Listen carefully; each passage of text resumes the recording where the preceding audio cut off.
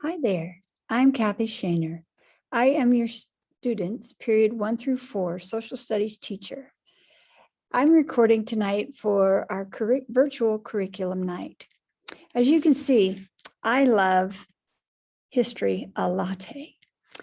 And one of the things that we're going to really work on in this classroom this year is thinking like a historian.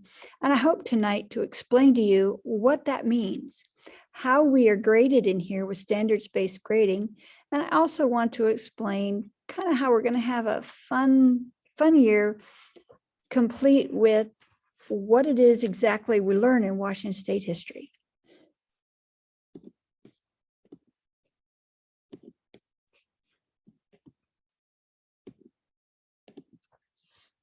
Okay, so in room 456, which is upstairs, second level, I want you to know that you can contact me through my email on mercerislandschools.org.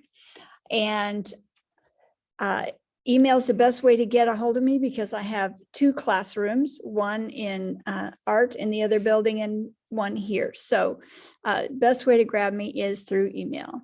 So what will we study? Well, this particular class replaces Washington State's requirement for Washington State history in the high school. So if you meet standard in this classroom, you don't have to take it in high school, which is wonderful. And it opens up some other avenues for you in high school. So I'm going to do my best to keep you interested and keep the students on task and growing towards making standard in this class. And I'll explain what that means as we go along. My thought for the year is that if you don't know history, you don't know anything. You are a leaf that doesn't know it's part of a tree. Actually quoted by Michael Crichton, the author of Jurassic Park, someone who loves history and biology. And to me, it just means that if you don't feel a connection to history, you can't improve on the future. So we are going to really make a connection to history. And yeah, it really is deep. How do we think like historians about Washington State history? Well, first, Mrs. Shaner is going to stay as neutral as Switzerland, teaching students to think for themselves respectfully. And how do we agree to disagree? And how do we look at images and things of history? How do we add to history? How do we find the things that aren't in our textbook? How do we add? How do we see all that is there to be learned? Next, I'm going to focus on asking questions, asking a lot of questions. Questions through a variety of lens using depth and complexity. And if you could, as you look at these lenses that are here, we'll look across disciplines, maybe through science, maybe through history, maybe through mathematics, ethics. Was it the right thing to do? Wasn't the right not thing to do? Unanswered questions. What questions do you still have? Multiple perspectives. Maybe from the perspective of the otter that got overhunted. So what is it that is interesting and fascinating about history that you can connect to, that connects to today? And how are you as a human connected to the history of the past, the present, and the future? So it takes a lot of critical thinking. It takes a lot of inquiry skills, question writing, and it improves researchability. All right, I invite you as parents to become a part of my team to help me help them have a growth mindset. And so after viewing this virtual classroom, I'd love it if you would fill out my Google form that I'm sending you via Skyward Push and let me know how I can best help your kiddo to jump in and do well in social studies. My expectation in this classroom is to have a fun, safe learning atmosphere. And as an academic village, we're going to help run it ourselves. All the students will have jobs. We'll do some cool, creative things. and everybody will play a part.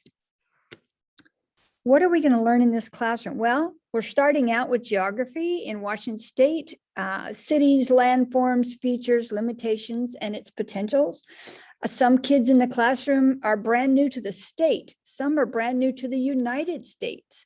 So it's important that we touch base on all these things. And it's important that we not put down anybody who doesn't know where Spokane is, or where Seattle is even, or any of those other things. We need to do so respectfully.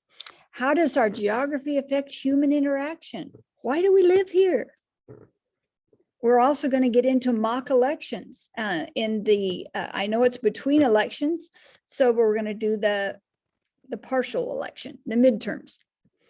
All right, and how does identity and power affect Washington's, how it shaped Washington State? And we're going to be looking at all these items that you see on the screen. Very, very interesting. And the kids already have been kind of looking at this screen going, I wonder which one interests me the most. So kids may get a 4 in one and a 1 in another on a standard here, and get more interested in the gold rush and less interested in the pig war, etc. But all in all, we'll work it out, and so that they make standard. Okay, shifting their powers of identity, shifting power and identity, industrialization and progressive era, internment. Washington will have a simulation. And then what's their personal connection to Washington? Some people have been here for a long time. Like my family homesteaded Idaho in the 1800s. That's a personal connection to me. But some people just got here from somewhere else. So what's their connection? And how can we help them with that? All right. How will my child's growth be assessed?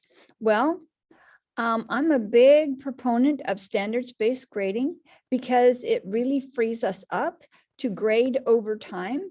It frees us up to show a student's growth, as opposed to averaging a bunch of grades, and the student actually knows 90% of it, but that 60% when they started gets averaged and they end up with a 75. That doesn't tell me what they know. They actually know 90%. So we aren't going to use percents or points. We are using a 4, 3, 2, 1. And so we're going to be looking at these kind of standards: geography, civics, history, economics, social studies, skills. And I invite you to be a part of that growth process. So every expert was a beginner with a new skill or a standard. A student may have a 4 in geography and maybe a 1 in government.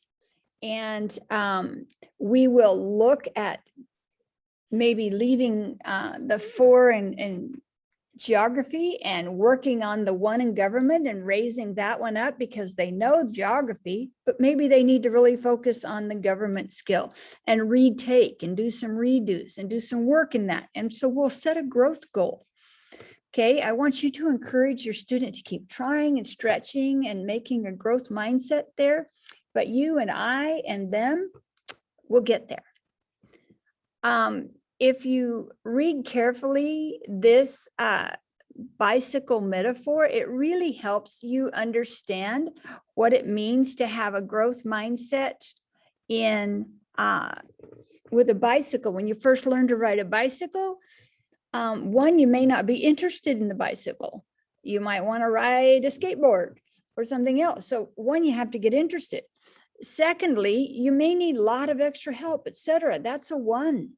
And then as you get going, you might be able to get up on that bicycle and get going, but you can't keep it up all the time. You need some help. You're not consistent. But then by a 3, you're consistently riding that bicycle and it's your own. You got this. And that's standard. But then a 4, you're popping wheelies with that thing and you're doing amazing. And you're doing new things with that other people aren't doing. And you're creating new ways to ride that bicycle because you're interested. And that's where a 4 comes in. I will always show all the students how to get to a 4. My goal in social studies is to connect the students to Washington State's history. So they're no longer a leaf that doesn't know it's attached to a tree. So they don't know, so they will know that they are attached to history, just like I'm attached to history and you. That's going to be our try, our attempt this year. So I hope you join me.